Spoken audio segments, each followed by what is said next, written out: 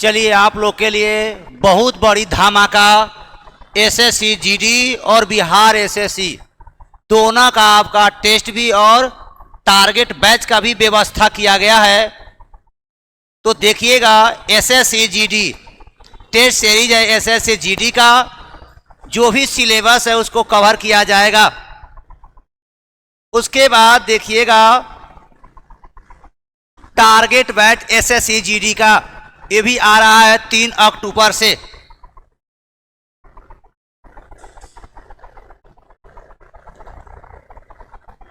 और आपको बिहार एसएससी का भी देखिए आपको टारगेट बैच आ गया और इसका टेस्ट भी आपको होगी, ताकि इस तरह से टारगेट और टेस्ट दोनों तरह का व्यवस्था किया गया है, ताकि किसी भी कीमत पर आपसे अबकी बार नौकरी आपके हाथ से नहीं निकलनी चाहिए। इस तरह से लक्ष्य बना के किया गया है ताकि आपको सफलता लेने में आसानी हो। और वैकेंसी ही वैकेंसी है, जैसे 2 एसएससी जीडी और बिहार एसएससी दोनों लेवल का आपका है। उसके लिए आपको अब डेली जो है बिहार एसएससी का क्वेश्चन पेपर जो बैक ईयर में जो पूछा गया है उसको सॉल्यूशन करेंगे, जिससे आपको पता चल जाएगा कि किस तरह का स्टैंडर्ड का क्वेश्चन पूछता है और किस तरह से हमको पढ़ना है। क्वेश्चन बैंक से इस तरीका का ये एहसास हो जाता है। तो आज देखते हैं हम लोग क्वेश्चन बैंक बिहार एसएससी का शुरू कर दिए हैं, जिससे आपको आसानी से पता हो जाएगा कि किस स्टैंडर्ड का क्वेश्चन पूछता है और कैसे पूछता है। तो चलिए आज हम लोग क्वेश्चन नंबर 1 से शुरू करते हैं। क्वेश्चन नंबर 1 से शुरू करते हैं।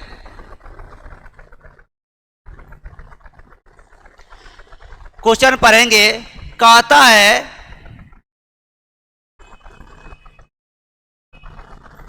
कि स्तनधारियों में लिंक क्रोमेटिन या बार बॉडी, लिंक क्रोमेटिन और बार बॉडी जो होता है उसका उदाहरण दे। तो देखिएगा हेटेरोक्रोमेटिन ये जो होता है यह एक प्रकार का डीएनए का संघनित होता है। क्या होता है? यह डीएनए का पैक होता है, यानी डीएनए का समूह होता है। और इसका जो रंग जो होता है वह कैसा होता है? गहरा रंग होता है। और इसका काम होता है जीन अभिव्यक्ति का काम करता है। क्या करता है? जीन अभिव्यक्ति का काम करता है। तो देख लीजिएगा हेटेरोक्रोमेटिन जो होता है वह डीएनए का एक संगठित होता है, यानी संघनित होता है, यानी उसका स्टॉक कह सकते हैं, स्टॉक।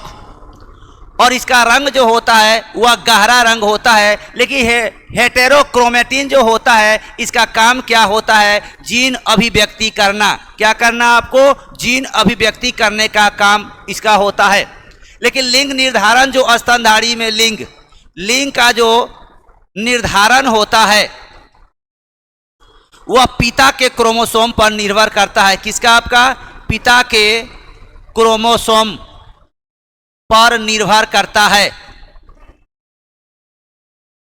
यानी ध्यान दीजिएगा, कहेगा कि लिंग का जो निर्धारण होता है वह माता के क्रोमोसोम पर निर्भर करता है या पिता के क्रोमोसोम पर। तो पिता के क्रोमोसोम पर निर्भर करता है, माता के क्रोमोसोम पर निर्भर नहीं करता है। जबकि बच्चा जो होता है उस कंडीशन को पूरा करने के लिए माता और पिता दोनों का सहयोग होता है। जबकि लिंग निर्धारण की अगर बात कहेंगे तो पिता के क्रोमोसोम पर निर्भर करता है, न कि माता के क्रोमोसोम पर। तो बेस्ट ऑप्शन हो गया बी। आगे बढ़ेंगे हम लोग।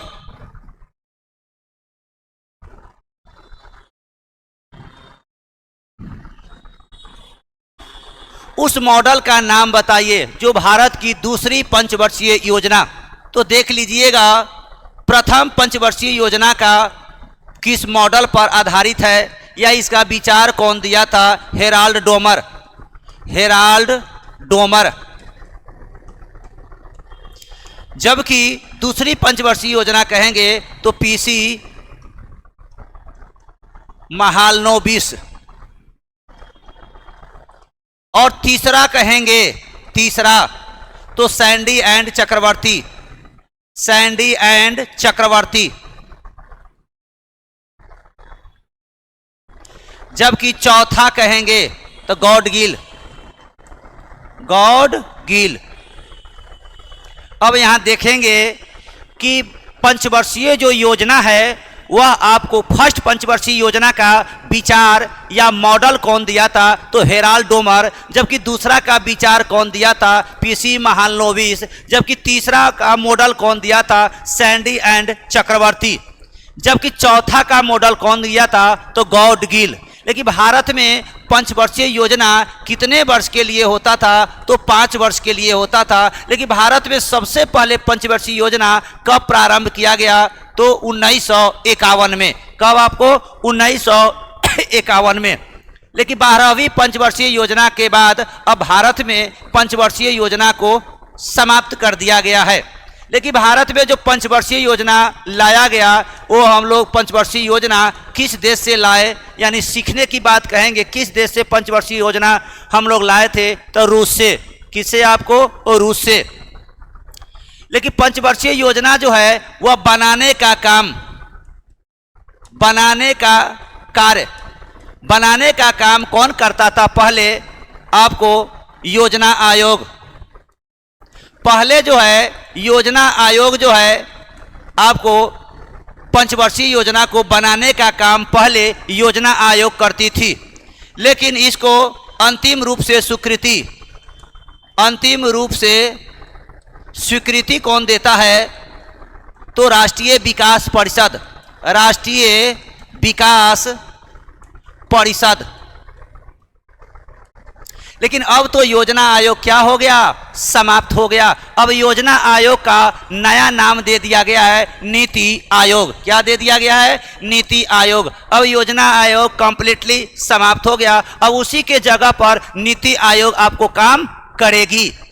लेकिन अब तो पंचवर्षीय योजना ही समाप्त हो गया। लेकिन हम लोग का जब अब नीति आयोग जो है वह आपको योजना बनाने का काम नहीं करती है, एक थिंक टैंक पर आधारित है। नीति आयोग जो है किस पर आधारित है, तो एक थिंक टैंक पर आधारित है। तो पूछता है भारत की दूसरी पंचवर्षीय योजना, तो बेस्ट ऑप्शन कौन होगा, ए। ए। फिर आगे बढ़ेंगे हम लोग। तीसरा नंबर में आइएगा,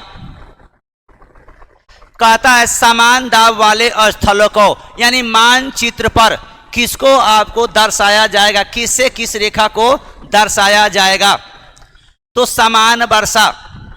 देखिएगा समान वर्षा को मानचित्र पर दर्शाया जाता है आइसो हाइट, आइसो हाइट।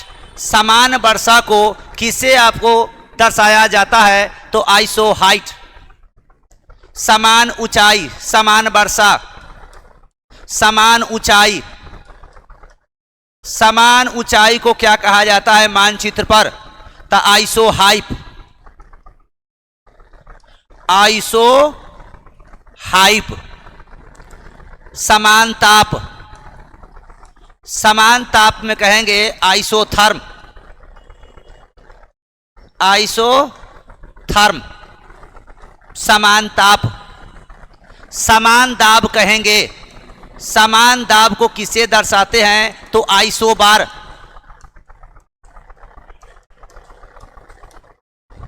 समान गहराई, समान गहराई को किससे दर्शाएंगे, समान बात, आइसोबात, आइसोबात।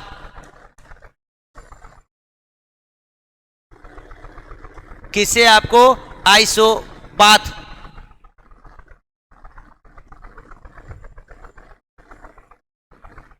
समान लवणता को, समान लवणता, समान लवणता को हम लोग किससे दर्शाएंगे, आइसोहेलाइन, आइसोहेलाइन, आइसोहेलाइन। तो अब हम लोग को पूछता है कि समान वायु दाब, तो समान वायु दाब को किसे समदाब रेखा, और समदाब रेखा को हम लोग अंग्रेजी में क्या कहते हैं, आइसोबार। क्या कहते हैं, आइसोबार। तो बेस्ट ऑप्शन कौन हो जाएगा, डी। चलिए हाँ, ए देख लीजिए एक बार और आप लोग ध्यान दे दीजिए। समान वर्षा यानी सम वर्षा, सम वर्षा का अर्थ हुआ समान वर्षा। उसको मानचित्र पर जो हम लोग रेखा से वो कहेंगे, क्या कहेंगे, आइसो हाइट। समान ऊंचाई को आइसो हाइप, असमान ताप को आइसोथर्म, असमान दाब को आइसोबार, असमान गहराई को आइसोबाथ, असमान लवणता को आइसोहेलाइन। इस तरह से क्वेश्चन आपको, तो डी ऑप्शन। फिर आगे हम लोग बढ़ते हैं।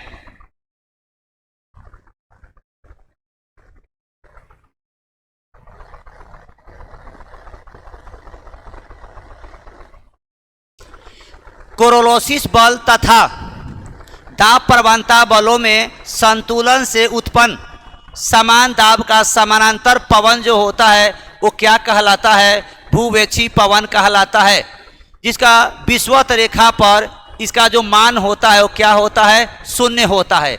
यानी कोरोलोसिस बल या दाब प्रवणता जो है कहाँ नहीं होता है, तो विषुवत रेखा पर शून्य होता है। विषुवत रेखा पर क्या होता है, शून्य होता है। अब हम लोग विक्षेपी पवन किसको कहेंगे, स्थानीय पवन किसको कहेंगे, भूमंडलीय पवन किसको कहेंगे, और मानसून पवन किसको कहेंगे। तो भूविक्षेपी पवन जो होगा वह आपको उत्पन्न समदाब रेखाओं के समानांतर वाला पवन को हम लोग कहते हैं विक्षेपी पवन। Best option. स्थानीय पवन होता है किसी क्षेत्र विशेष, किसी क्षेत्र विशेष में जो पवन आपको चलती है उसको हम लोग स्थानीय पवन कहते हैं। मानसून मौसम द्वारा पवन का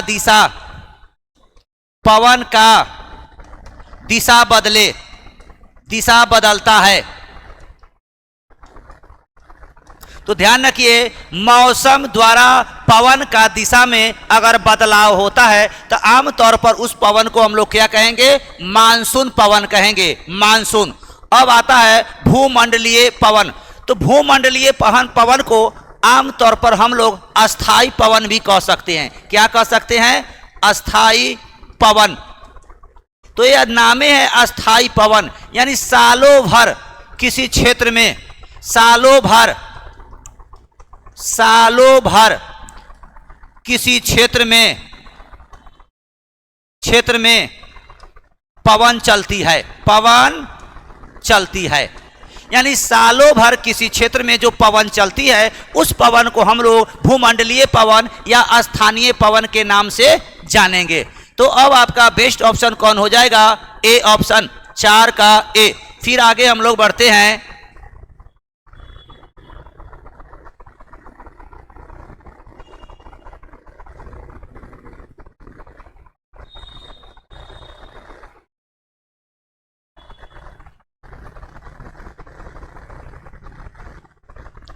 अब आइएगा 5 नंबर में। 5 नंबर में हम लोग थोड़ा आएंगे। कहता है पागलपंथी। तो पागलपंथी जो है, पागलपंथी का प्रारंभ, पागलपंथी और पागलपंथी जो आंदोलन है इसका प्रारंभ जो है यह 1813 में हुआ था और इसका नेता कौन था, करम शाह। खासी विद्रोह जो हुआ था, खासी विद्रोह ये आपका हुआ था कहाँ, मणिपुर में। मणिपुर में आपको खासी विद्रोह हुआ था। उसके बाद सिद्धू एवं कान्हो, सिद्धू एवं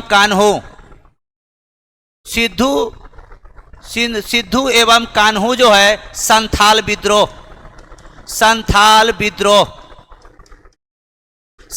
विद्रोह का प्रारंभ कौन किया था, ये 1855-56 में 1855 56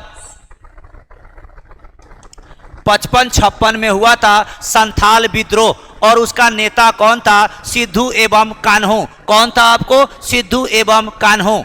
हाँ हाँ, बिल्कुल बिल्कुल सही है। फिर हाँ, ये सिद्धू एवं कान्हू नाम है उसका। संथाल विद्रोह 1855-56 में उसका नेता कौन था, यानी प्रारंभकर्ता कौन था? तो सिद्धू एवं कान्हू। उसके बाद खासी विद्रोह कब हुआ था? 1813 में। 1830 कहिएगा, ठीक है। खासी विद्रोह कहाँ हुआ था? मणिपुर में, और इसका नेता कौन था? तीरथ सिंह। क्या था आपको? तीरथ सिंह। लेकिन खासी विद्रोह मणिपुर में जो तीरथ सिंह प्रारंभ किया था वो कब हुआ था? 1830 में। पागलपंथी जो विद्रोह है, पागलपंथी विद्रोह 1813 में किसके द्वारा प्रारंभ किया गया? तो करम शाह। कौन आपको? करम शाह। तो बेस्ट ऑप्शन कौन हो जाएगा? D option. फिर हम लोग आगे बढ़ते हैं।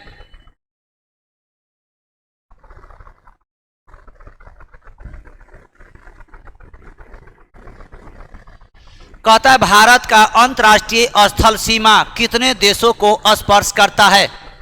तो स्थल सीमा की बात कहेंगे तो 7, और 7 में कौन कौन है? पाकिस्तान,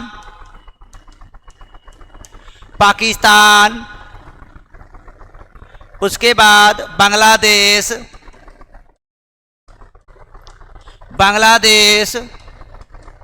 भूटान,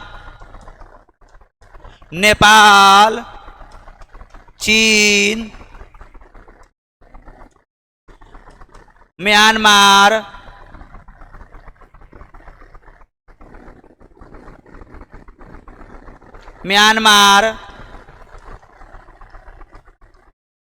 मालदीव। तो देखिएगा भारत का जो पड़ोसी मुल्क जो है,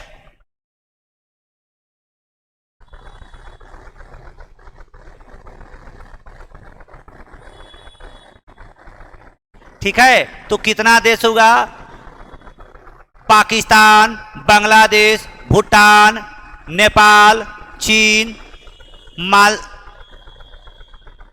अब उसके बाद देखिएगा स्थल और जल दोनों से सटा कहेंगे तो कितना है आपको? 3।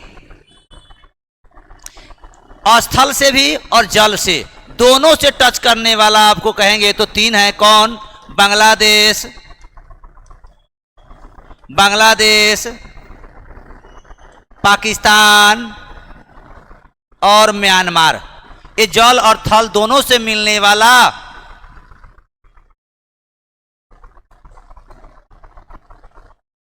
चलिए, तो बेस्ट ऑप्शन की तो कौन हो गया? सी, 7। फिर आगे हम लोग बढ़ते हैं।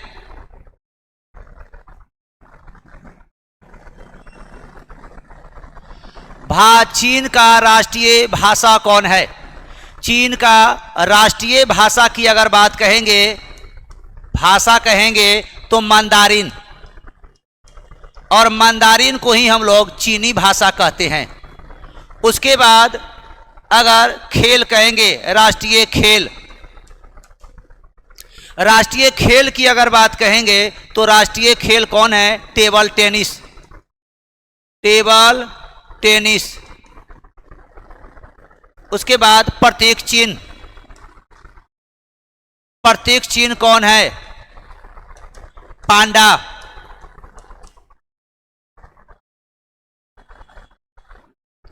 उसके बाद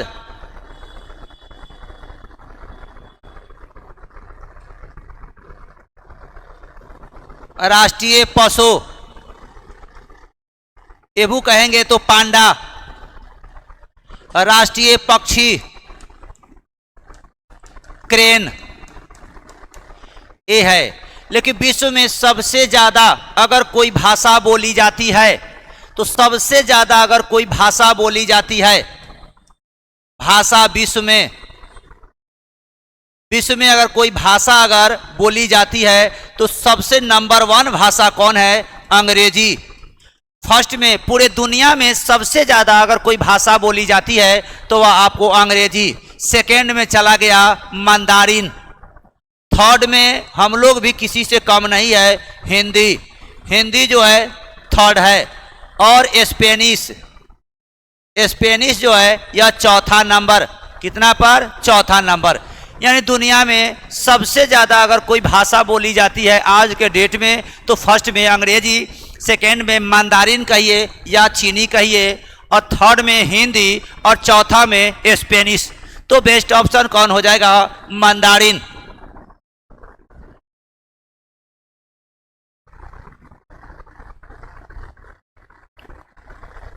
आगे बढ़िएगा।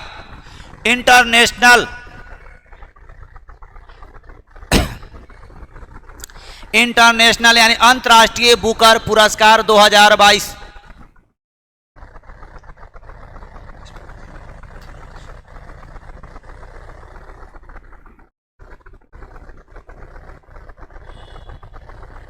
तो देखिएगा यह पुरस्कार 2022 में किसको मिला? गीतांजलि श्री को। और गीतांजलि श्री कहाँ की महिला है? यूपी की। लेकिन किस पुस्तक के लिए मिला था? इनका पुस्तक था रेत की समाधि, रेत की समाधि। और इसी का अंग्रेजी रूपांतरण, इसी का अंग्रेजी रूपांतरण है sand of, tomb of sand. इसका जो है इंग्लिश रूपांतर है टॉम्ब ऑफ सैंड। तो टॉम्ब ऑफ सैंड को हिंदी में कहते हैं रेत की समाधि। और इसी रेत की समाधि जो पुस्तक थी ये हिंदी में, और हिंदी में तो बुकर पुरस्कार, इंटरनेशनल बुकर पुरस्कार तो दिया नहीं जाता है, तो इसी रेत की समाधि को टॉम्ब ऑफ सैंड के नाम से एक अमेरिका का एक लेखिका थी, उसका नाम था डेजी रॉकफेल, डेजी रॉकफेल। यही डेजी रॉकफेल जो है अंग्रेजी में रूपांतरण की, जिसके कारण गीतांजलि श्री को इंटरनेशनल बुकर पुरस्कार से सम्मानित किया गया। यानी भारतीय मूल की यह भारत की पहली महिला है जिसे यह अंतर्राष्ट्रीय बुकर पुरस्कार से सम्मानित किया गया। किसे आपको सम्मानित किया गया? अब से इंटरनेशनल बुकर पुरस्कार किसी भारतीय महिला को अभी नहीं दिया गया था, फर्स्ट बार 2022 में। Best option B.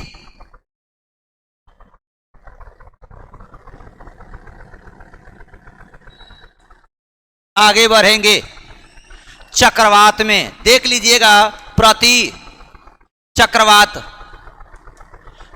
चक्रवात जो होता है वह चक्रवात के विपरीत होता है, यानी उल्टा होता है। प्रति चक्रवात में देखिएगा मौसम जो होता है वह साफ होता है। क्या होता है? मौसम साफ होता है, जबकि चक्रवात में मौसम साफ नहीं होता है। ये देखिए इसका जो आकार होता है ये कैसा होता है? गोलाकार या अंडाकार होता है। कैसा होता है? गोलाकार या अंडाकार होता है। इसके केंद्र में दाब उच्च होता है, और चक्रवात के केंद्र में दाब क्या होगा? निम्न होगा। और प्रति चक्रवात के केंद्र में दाब उच्च होता है। इसमें हवा अंदर से बाहर की ओर, हवा अंदर माने केंद्र से, हवा अंदर से बाहर जाती है। अब जो है इसका डायरेक्शन जो होगा, अब प्रति चक्रवात का जो डायरेक्शन होगा उत्तरी गोलार्ध में जो होगा वह आपको क्लॉकवाइज होगा। क्लॉकवाइज यानी घड़ी के सुई के अनुदेश, घड़ी की दिशा, घड़ी दिशा, यानी घड़ी के दिशा कहने का अर्थ हुआ कि घड़ी के सुई के अनुदिश, यानी जैसे घड़ी चलती है वैसे ही, जैसे घड़ी चलती है तो घड़ी कैसे चलेगी? बायां से इधर ऐसे। तो घड़ी के दिशा कहने का अर्थ या घड़ी के अनुदिश या घड़ी के अनुकूल। देखिएगा, घड़ी के अनुकूल को ही घड़ी के अनुदिश या घड़ी की दिशा कहेंगे, जबकि दक्षिणी गोलार्ध में घड़ी के विपरीत, घड़ी के विपरीत। तो घड़ी के दिशा में उसको हम लोग कहेंगे क्लॉकवाइज, घड़ी के दिशा को कहेंगे हम लोग क्लॉकवाइज, और घड़ी के विपरीत दिशा को हम लोग कहेंगे एंटी क्लॉकवाइज या प्रतिकूल। क्या कहेंगे? प्रतिकूल या उल्टा। तो उत्तरी गोलार्ध में घड़ी की सुई के अनुदिश यानी सापेक्ष में, और दक्षिणी गोलार्ध कहेंगे तो घड़ी की सुई के विपरीत। तो जैसे क्वेश्चन पूछेगा वैसे आंसर देना है। ये सारा टाइप का पूछेगा कि मौसम क्या होता है, आकार कैसा होता है, केंद्र में दाब उच्च होता है या निम्न होता है, हवा अंदर से बाहर जाती है कि आपको अंदर जाती है, ये सारा चीज। उत्तरी गोलार्ध में घड़ी के विपरीत जाती है कि घड़ी के दिशा में जाती है, ये सारा क्वेश्चन इस टाइप का रहेगा। तो बेस्ट ऑप्शन कौन हो जाएगा? डी। आगे बढ़ते हैं हम लोग।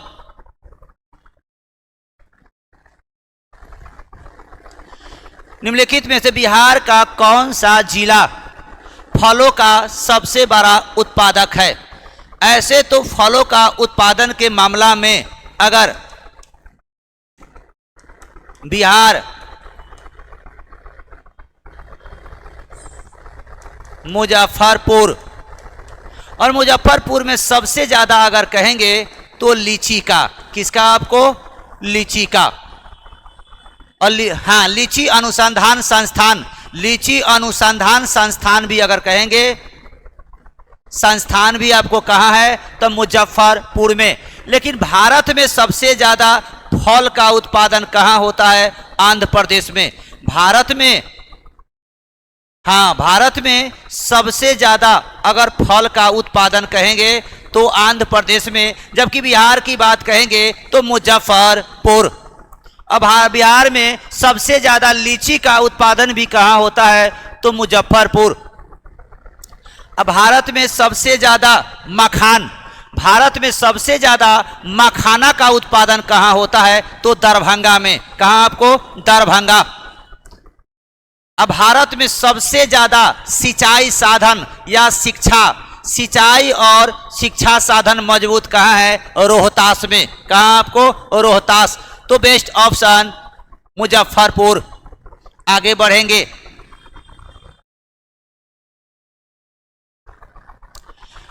बोर्ड डिस्पैच, ये बोर्ड डिस्पैच जो है देखिएगा किससे संबंधित है। हाँ, ये बहुत मोस्ट वीवीआई क्वेश्चन है।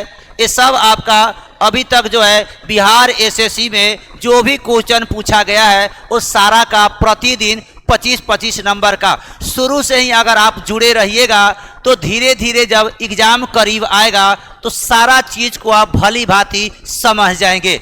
सिर्फ आपका प्रेजेंटेशन उपस्थिति रहेगा तो कोई भी क्वेश्चन जो होगा कितना भी अगर हार्ड रहेगा तो धीरे धीरे उसको समझाकर या डिस्क्राइब करके बताया जाए तो धीरे धीरे सभी क्वेश्चन का जो टेम्परेचर होता है वो धीरे धीरे वो क्या हो जाता है? कम हो जाता है। और छोटा या बड़ी बात सभी बातों को आप भली भांति आप समझ जाएंगे। एक समय भी बड़ा हो जाता है, 3-4 महीना का समय जो है उसमें आपका एक जीएस का स्टॉक आपके पास हो जाएगा, जो किसी भी कॉम्पिटिटिव एग्जाम में अगर आप जाएंगे तो आपको लड़ने का क्षमता डेवलप हो जाएगा। तो देखिएगा बोर्ड डिस्पैच, देखिएगा बोर्ड डिस्पैच, बोर्ड डिस्पैच। ये बोर्ड डिस्पैच कब आया था? 1854 में। एक है आपका सैडलर आयोग, सैडलर आयोग। तो सैडलर आयोग जो आया था ये 1917 में, 1917 में। उसके बाद मैकाले आयोग, मैकाले आयोग, और मैकाले आयोग जो है ये कब आया था? 1835 में। एक है आपका हंटर आयोग, हंटर आयोग। ये हंटर आयोग जो है ये कब आया था? 1882 में। कब आपको? 1882 में। और सारा का संबंध किससे है? तो शिक्षा से, यानी शिक्षा सुधार, शिक्षा सुधार से संबंधित है। वो डिस्पैच को भारत का अंग्रेजी शिक्षा का मैग्ना कार्टा कहा जाता है। किसको? वो डिस्पैच को, जो 1854 में आया। सैडलर आयोग 1917 में आया, जिसका संबंध आपको शिक्षा से। लॉर्ड मैकाले आयोग, लॉर्ड मैकाले आयोग 1835, इसे अंग्रेजी शिक्षा का फिल्ट्रेशन के नाम से जाना जाता है। एक है हंटर आयोग जो 1882 में, इसका भी संबंध है आपको अंग्रेजी शिक्षा से। एक हंटर कमेटी है, हंटर कमेटी कहेगा तो जालियांवाला बाग हत्याकांड में उसका गठन किया गया था। और एक हंटर आयोग है, इसका संबंध आपको हंटर आयोग 1882, इसका संबंध शिक्षा से। हंटर कमेटी 1919 का संबंध आपको किससे है? जालियांवाला बाग हत्याकांड। अब अंतर है, एक कमेटी है और दूसरा आयोग है। तो बेस्ट ऑप्शन कौन हो जाएगा? ए।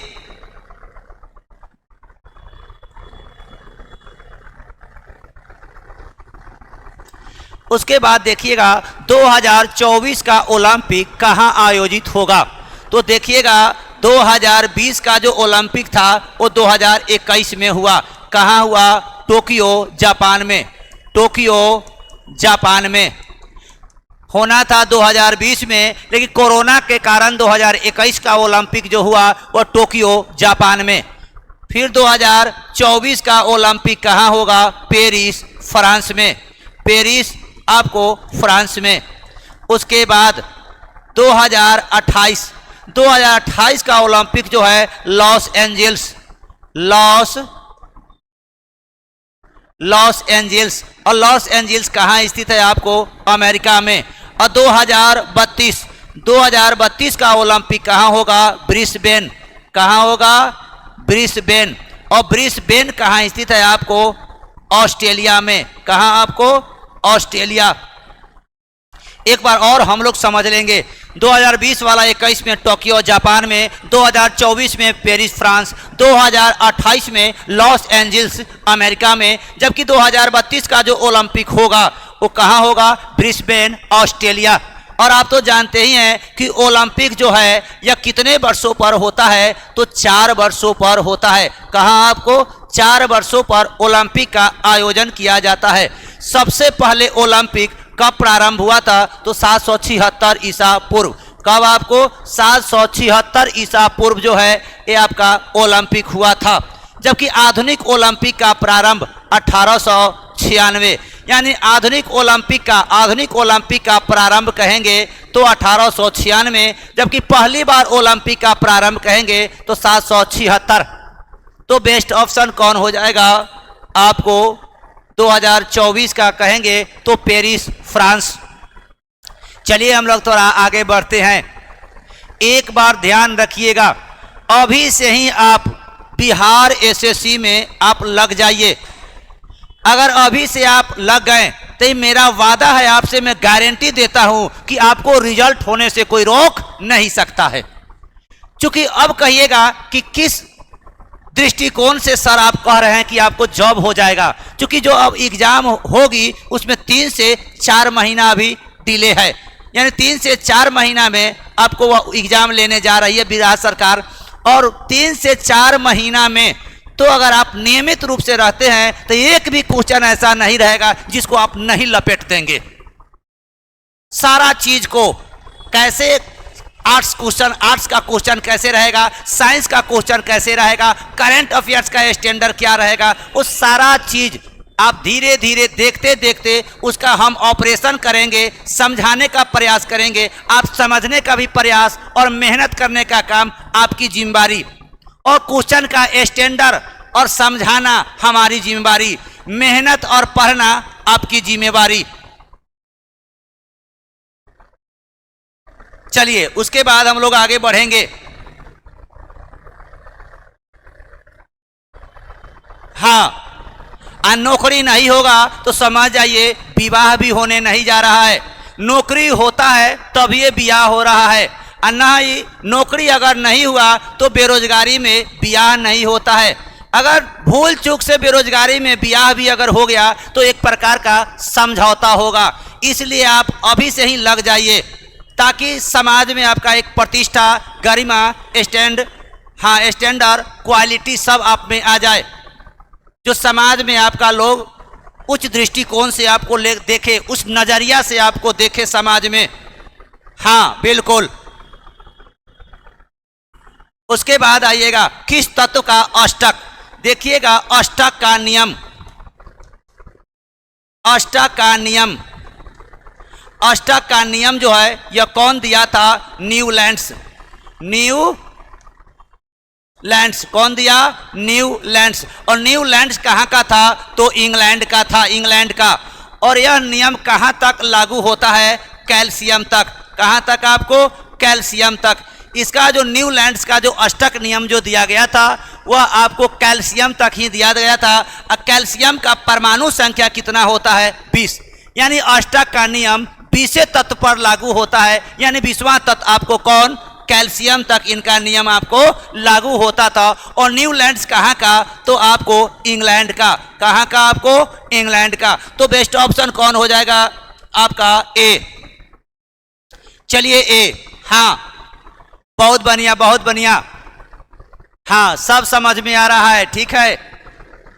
चलिए जहां जहां दिक्कत या परेशानी हो आप कमेंट के माध्यम से हमको बताने का प्रयास कीजिएगा कि यहाँ यहाँ हमको कठिनाई हो रही है, और उस कठिनाई को हम दूर करने का प्रयास करेंगे। तो आगे बढ़ते हैं। बेस्ट ऑप्शन 13 का ए। फिर आगे बढ़ते हैं, फिर आगे बढ़िएगा। एकदम पूरे लगे रहिए जब तक जॉब नहीं हो जाए, जब तक लगे रहिए, लगे रहिए। हाँ एक बात आप ध्यान रखिए कि ज्यादा तेज तराकी स्टूडेंट जॉब करता है ऐसी बात नहीं है। जॉब वही बच्चा करता है जो मीडियम होता है, पढ़ने लिखने में मीडियम होता है। इतना बात को आप ध्यान रखिए। अगर आपके मन में होगा कि हम पढ़ने में कमजोर है, हमको कुछ नहीं आता है, नहीं, तो ये बात आप दिमाग से समझ लीजिए कि आप कमजोर नहीं है, आप मेहनती नहीं है। हमें निश्चित रूप से कह सकते हैं कि आप कमजोर नहीं है, आप मेहनत नहीं करते हैं। अगर आप मेहनत कर लीजिए, उसके बाद अगर आपको नहीं कुछ बुझता है या आपको नॉलेज नहीं होगा या आपसे क्वेश्चन नहीं बनता है, तब हम उस चीज़ को मानेंगे कि आप सही में पढ़ने में कमजोर है। कोई बच्चा न कमजोर होता है और न कोई तेज होता है, उसमें एक ही चीज़ उसका स्टैंडर्ड या पैमाना होता है, मेहनती। जो लड़का या जो बच्चा मेहनत करता है ना वो आगे रहता है, और जो कम मेहनती रहता है वो पीछे रहता है, और जो साफ मेहनत नहीं करता है वह सबसे पीछे होता है। तो आज से आप मेहनत चालू कर दीजिए, मेरे साथ जुड़े रहिए। और तब अगर आपको नॉलेज नहीं आता है और बिहार एसएससी में रिजल्ट नहीं आता है, तब हमको कहिएगा कि सर उतना दिन मेहनत किए लेकिन रिजल्ट यानी परिणाम मेरा नहीं आया। तो देखिएगा प्रथम संविधान संशोधन, प्रथम जो संविधान संशोधन जो हुआ था वो कब हुआ था? 1951 में।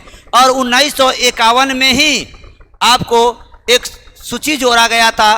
हाँ अनुसूची, 9वीं अनुसूची, 9वीं अनुसूची जो है यह आपको 1951 के प्रथम संविधान संशोधन में, यानी प्रथम संविधान संशोधन कब हुआ था? 1951 में।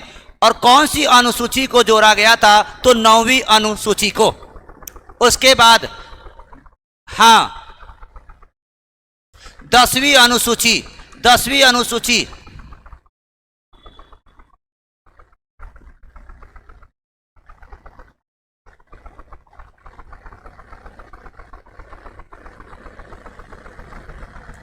हाँ हाँ। उसके बाद ठीक है। अब तब देखिए प्रथम जो संविधान संशोधन जो हुआ था वो कब हुआ था? 1951 में। और प्रथम संविधान संशोधन के अंतर्गत कौन सी अनुसूची जोड़ी गई? तो 9वीं अनुसूची, क्योंकि मूल संविधान में अनुसूची 8 ही थी। उसके बाद देखिएगा 11वीं अनुसूची, 11वीं जो अनुसूची है ये आपको कब जोड़ा गया था? 11वीं अनुसूची, एक है 10वीं और एक है 12वीं। तो 11वीं अनुसूची जो है 1993 में पंचायती राज से संबंधित है। और 73वां संविधान संशोधन 73वां संविधान संशोधन, 73वां संविधान संशोधन के द्वारा 11वीं अनुसूची को जोड़ा गया 1993 में, जिसका संबंध था पंचायती राज से, पंचायती राज से। उसके बाद 12वीं अनुसूची, यह 74वां संविधान संशोधन से है। 12वीं अनुसूची 74वां संविधान संशोधन से है। तो ये जो है आपका 1993 में, चूंकि एक्ट या कानून था 1992 और लागू 1993, इसका संबंध है नगर पालिका से। किससे? आपको नगर पालिका से संबंधित है। और 10वीं अनुसूची, 10वीं अनुसूची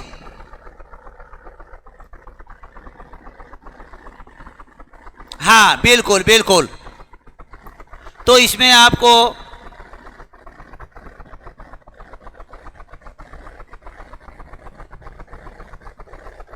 तो इसमें बेस्ट ऑप्शन, हाँ ठीक है आपका सही है।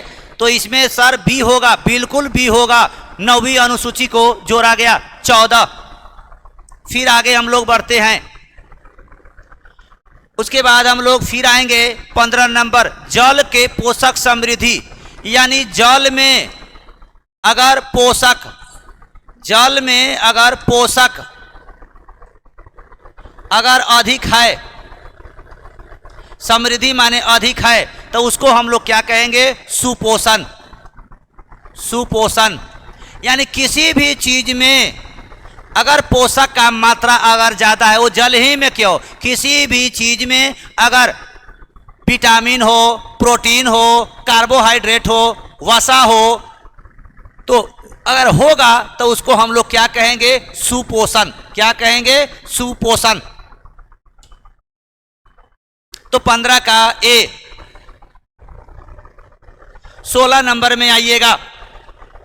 चलिए एकदम धराधर आपको लगे रहिए, धराधर। और धराधर क्वेश्चन आ रहा है, धराधर उसका ऑपरेशन हो रहा है। बस सिर्फ थोड़ा आप ध्यान देते रहिए और मेहनत बढ़ा दीजिए। तो देखिएगा आईपीएल, आईपीएल जो है 2 टीम है जो 55 बार जीता है। एक आपका मुंबई और दूसरा जो है आपका चेन्नई। मुंबई और चेन्नई, पहले मुंबई 5 बार, ऑलरेडी पहले 5 बार जीता कौन? मुंबई। और चेन्नई जो है 2023 मिलाकर चेन्नई भी अब 5 बार विजेता रहा, यानी ये भी 5 बार और मुंबई भी 5 बार। मुंबई भी 5 बार और चेन्नई 2023, पहले चेन्नई 2023 से पहले 4 बार चेन्नई विजेता रहा, लेकिन 2023 का भी विजेता कौन रहा? चेन्नई। इसलिए मुंबई और चेन्नई दोनों 5-5 बार आईपीएल विजेता रहा। लेकिन फर्स्ट बार 5 बार विजेता कौन रहा? तो मुंबई। और सेकेंड 5 बार विजेता कौन रहा? तो चेन्नई। अब दोनों बराबरी कर लिया है। तो आईपीएल 2008 से प्रारंभ है। आईपीएल कब से प्रारंभ है? तो 2008 से। आईपीएल का अर्थ होता है इंडियन प्रीमियर लीग। क्या होता है? Indian Premier League. और आईपीएल का प्रारंभ है आपको कब से? 2008 से। कब से? आपको 2008 से। तो देखिएगा इस बार भी 2023 का जो विजेता रहा वो कौन रहा? तो चेन्नई विजेता 2023 का रहा। और फर्स्ट बार जो विजेता 2008 में जो रहा वो चेन्नई रहा। आपको राजस्थान, हाँ राजस्थान जीता, हाँ बिल्कुल सही। तो अब देखिएगा तो कौन हो जाएगा? अब तो दोनों हो जाएगा। अब तो दोनों आंसर होगा 5-5 बार, 5-5 बार दोनों। 16 के बी और डी दोनों। चलिए फिर हम लोग आ जाएंगे। कहता राज्यपाल एवं मंत्री परिषद के बीच बात को कौन आपको वहां रखता है? बड़ी बढ़िया, ठीक है। राज्यपाल, राज्यपाल को मंत्री परिषद की बात बताता है। कौन बताता है? तो आपका मुख्यमंत्री बताता है। या ये भी कह सकते हैं राज्यपाल को मंत्री परिषद में जो भी आपको बात होती है वह राज्यपाल को कौन बताता है? मुख्यमंत्री बताता है। लेकिन मुख्यमंत्री बताता है तो कौन सा अनुच्छेद के माध्यम से? तो अनुच्छेद 167 के माध्यम से। जबकि राष्ट्रपति को संसद की बात बताता है। ये कौन बताता है? तो प्रधानमंत्री। और प्रधानमंत्री जो बताता है यह कौन सा अनुच्छेद से बताता है? तो 88 यानी 88। ध्यान रखिएगा, मुख्यमंत्री और प्रधानमंत्री की यह जिम्मेवारी है कि जो भी सदन में बात होती है वो राज्यपाल और राष्ट्रपति को जाकर सब सुनाए। यानी राष्ट्रपति को सुनाएगा प्रधानमंत्री अनुच्छेद 88 के अंतर्गत, जबकि राज्यपाल को सुनाएगा बात आपको मुख्यमंत्री अनुच्छेद 167 के अंतर्गत। Best option C. चलिए बेस्ट ऑप्शन कौन हो जाएगा? सी। बहुत बढ़िया, आप लोग का भी आंसर सही आ रहा है, बहुत बढ़िया। फिर आगे हम लोग बढ़ते हैं। चलिए लगातार फटाफट हम लोग लगे भिड़े रहेंगे। कहता है 10वीं अनुसूची। देखिएगा 10वीं अनुसूची, 10वीं जो अनुसूची है इसमें क्या जोड़ा गया था? 52वां संविधान संशोधन। यही 52वां 10वीं अनुसूची में 52वां संविधान संशोधन 1985 में हुआ था और इसका संबंध है दल बदल से।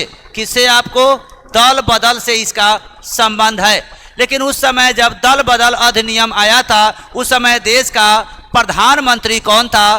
तो राजीव गांधी। कौन था? राजीव गांधी। कितना बार आपको पूछ दिया कि उस समय आपको कौन सा संविधान संशोधन था, कौन सा अनुसूची थी और कौन सा ईस्वी था और किस क्षेत्र से संबंध था? तो उस समय देश का प्रधानमंत्री राजीव गांधी, जबकि देश का राष्ट्रपति कौन था? तो ज्ञानी जैल सिंह। कौन था? ज्ञानी जैल सिंह। ज्ञानी जैल सिंह नाम है, ज्ञानी जैल सिंह। लेकिन सबसे कम अगर कोई पढ़ा लिखा है तो वह आपको राष्ट्रपति कौन? ज्ञानी जैल सिंह। लेकिन उनका नाम रखा गया ज्ञानी जैल सिंह, लेकिन सबसे कम ज्ञान था और नाम पड़ा ज्ञानी जैल सिंह। यानी पंजाब का पहला व्यक्ति जो राष्ट्रपति के गद्दी पर बैठा वो भी कौन? आपको ज्ञानी जैल सिंह। उस समय देश का प्रधानमंत्री कौन था? राजीव गांधी। बेस्ट ऑप्शन कहेंगे तो बी। चलिए धराधर हम लोग आगे बढ़ते हैं, धराधर। चलिए फिर आते हैं हम लोग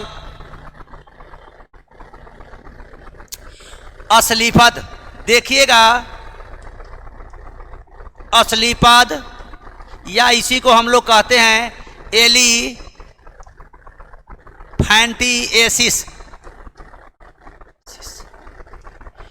या इसी को हम लोग कहते हैं फाइलेरिया। इसी को हम लोग कहते हैं फाइलेरिया, या इसी बीमारी को हम लोग कहते हैं हाथी पाँव। क्या कहते हैं? हाथी पाँव। यानी एस्लीपद बीमारी को ही एलिफेंटिएसिस या फाइलेरिया या हाथी पाँव के नाम से जाना जाता है। इसमें जो पैर हो जाता है, सूजन हो जाता है, मोटा मोटा हो जाता है, तो किस मच्छर के काटने से होता है? अगर मच्छर की बात कहेंगे तो क्यूलेक्स मच्छर। क्यूलेक्स, उस मच्छर का क्या नाम है? क्यूलेक्स मच्छर। उसके बाद जो होता है किस कृमि से होता है? और ये जो फाइलेरिया जो होता है या किस कृमि से होता है? तो इस कृमि का क्या नाम है? बुचेरिया। उस कृमि का क्या नाम है? बुचेरिया। ध्यान रखिए, कभी भी अगर कोई मच्छर अगर काटती है तो कभी भी नर जो होता है वो मच्छर कभी नहीं काटेगा। जब भी काटने का जो काम करती है वो मादा मच्छर करती है। और आपको अगर तुलना करना हो कि नर मच्छर कौन है और मादा मच्छर कौन है, तो जिसको हम लोग मारते हैं अब ब्लड फेंक दिया तो समझ जाइए मादा है, और जिसमें से पीला टाइप का फेंका वो समझ जाइए नर है। तो नर जो मच्छर होता है वह फल जूस या वनस्पति का जूस पीकर जीवन यापन करता है, और जो मादा जो मच्छर होती है यानी महिला वर्ग में, तो वो वे कहेंगे तो खून पीकर आपको जिंदा रहती है। तो देख लीजिएगा बेस्ट ऑप्शन डी। फिर हम लोग आगे बढ़ते हैं।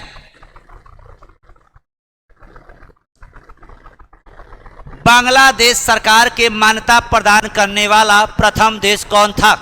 तो मान्यता प्रदान करने वाला देश भारत और भूटान। भारत और भूटान कौन है? आपको बांग्लादेश सरकार को और कोई मान्यता दिया, यानी दिसंबर, देखिएगा 6 दिसंबर, यानी 6 दिसंबर 1971 को ये आपको अलग हो गया था। कौन? पाकिस्तान से अलग हो गया। कौन? आपको बांग्लादेश। और 6 दिसंबर को और 3 दिसंबर को 1971 को भारत बांग्लादेश को क्या कर दिया? अलग देश के लिए मान्यता दे दिया गया। फर्स्ट में भारत को प्राथमिकता दीजिएगा, सेकेंड में भूटान को। तो बेस्ट ऑप्शन कौन? लेकिन स्वतंत्रता दिवस वो 16 दिसंबर 1971 को पाकिस्तान जो है स्वतंत्रता दिवस मनाएगा, यानी उस दिन आपको स्वतंत्र बांग्लादेश हुआ 1971 16 दिसंबर। और भारत के सहयोग से उस समय देश का प्रधानमंत्री इंदिरा गांधी थी, तो इंदिरा गांधी के सहयोग से अपना पैसा, अपना सेना दोनों देकर पाकिस्तान से अलग कर दिया गया। किसको? बांग्लादेश को। और उस समय पूरे दुनिया भारत के विपक्ष में खड़ा हो गया था, बशर्ते एक देश छोड़कर रूस। उस समय भारत पर आक्रमण करने आ रहा था। कौन कौन? चीन, इंग्लैंड, अमेरिका, सब। लेकिन भारत का जो एक आपका सपोर्ट करने वाला या प्रिय मित्र कहने वाला कह सकते हैं, वही रूस के सहयोग से ही किसी देश का पामर नहीं हुआ कि भारत पर आक्रमण करे।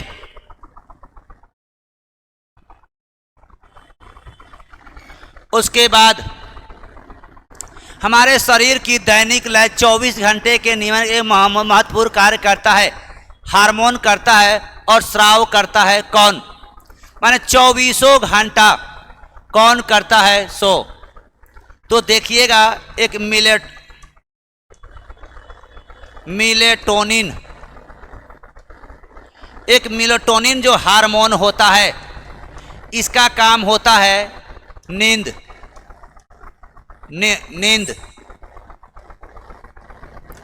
नींद और उठना जगना।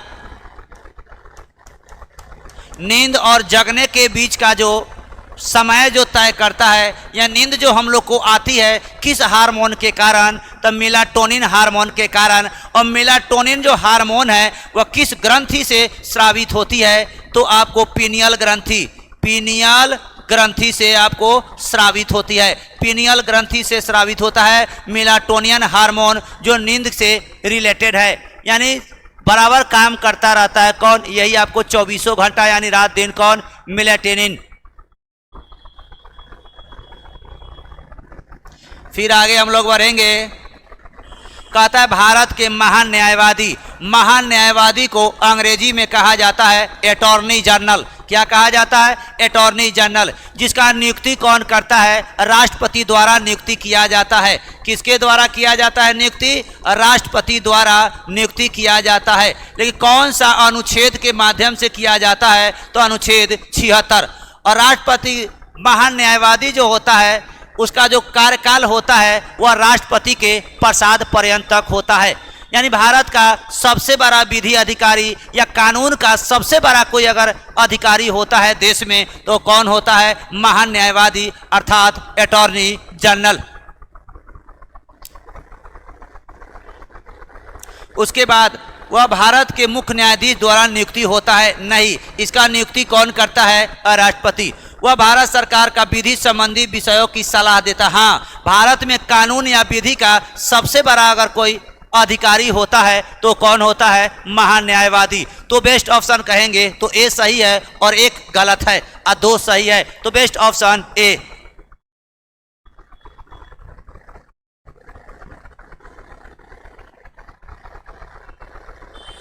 उसके बाद आइएगा, प्रकाश के अवयवी वर्णों में विभाजन को क्या कहते हैं? विभाजन, विभाजन या बिखरना, दोनों कहेंगे माध्यम परिवर्तन, माध्यम में लौटना, परावर्तन का अर्थ हुआ लौटना, अपवर्तन एक माध्यम से दूसरे माध्यम में, माध्यम बदलना। तो बेस्ट ऑप्शन कौन हो जाएगा? सी ऑप्शन, यानी 23 का सी। प्रकाश एक प्रकार का विद्युत चुंबकीय तरंग कह सकते हैं या विद्युत चुंबकीय तरंग। प्रकाश को एक जगह से दूसरे जगह जाने के लिए किसी माध्यम की आवश्यकता नहीं होती है। अब प्रकाश किस तरह का तरंग है? तो अनुप्रस्थ तरंग है या विद्युत चुंबकीय तरंग होता है। तो प्रकाश जो होता है, हाँ, किसी माध्यम की आवश्यकता नहीं होता है, कोई माध्यम नहीं। लेकिन ध्वनि बिना माध्यम के संभव नहीं है। उसके बाद निम्नलिखित में से किस शब्द को ऑक्सफोर्ड यूनिवर्सिटी द्वारा children word of the year 2021 दिया गया है? तो उसका नाम क्या है? एग्जाइटी। एग्जाइटी का अर्थ होता है कि मायूस जो होता है, मायूस आदमी या चिंतित आदमी ना, जिसे कोई इच्छा शक्ति खत्म हो गया होगा, उसको एग्जाइटी कहा जाता है। ऑक्सफोर्ड यूनिवर्सिटी जो इंग्लैंड में है, वही इस शब्द को आपको निकाला है। क्या निकाला है? नया शब्द को। तो बेस्ट ऑप्शन बी।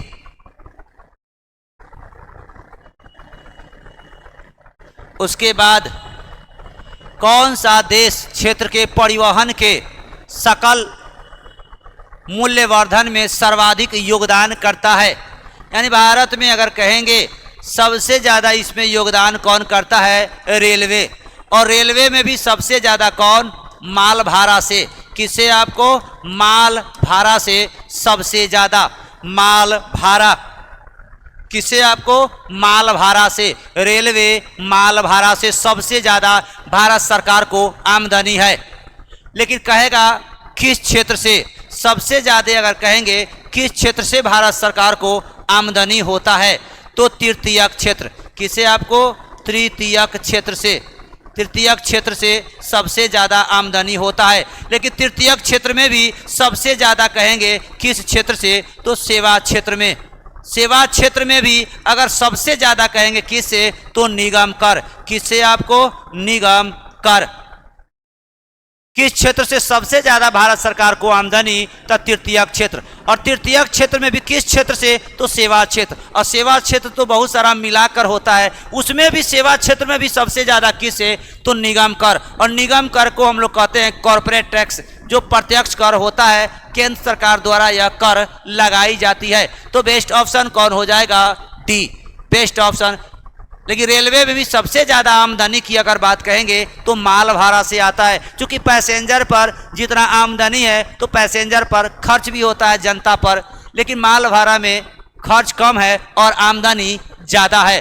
तो रेलवे में भी सबसे ज़्यादा माल भाड़ा। किस क्षेत्र से सबसे ज़्यादा? तृतीयक क्षेत्र। तृतीयक क्षेत्र में भी सबसे ज़्यादा सेवा क्षेत्र। सेवा क्षेत्र में भी सबसे ज़्यादा कहेंगे तो निगम कर। बेस्ट ऑप्शन आपका डी, 25 का डी। ऐसे ही आपको प्रतिदिन जो है 25 क्वेश्चन लेकर आएंगे बिहार एसएससी के लिए। आप लोग लगे रहिए और विधिवत रूप से तैयारी में अभी से ही लग जाइए। आज यहीं तक। जय हिंद।